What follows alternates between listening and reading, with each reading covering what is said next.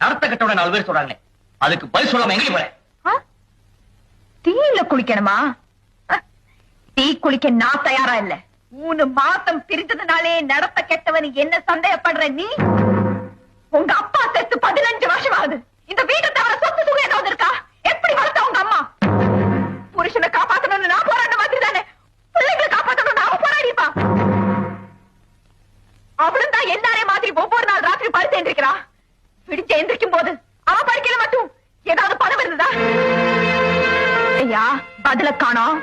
அப்பனுக்கு புள்ளை அடையாளம் தெரியலங்கிறதுக்காக தப்பான புள்ளை ஆயிடுமா? நீ எந்த நாட்டுக்கு ராஜாவா இருந்தாலும் சரி, எனக்கு கவலை இல்லை. நான் போறேன். சீதா, நீ ஓ இஷ்டப்படி, உங்க அம்மா இஷ்டப்படி யார வேணாலும் கல்யாணம் பண்ணிக்க. ஆனா உன்னை நம்பி வர்றவளை மட்டும் என்னைக்குமே சந்தேகப்படாதே.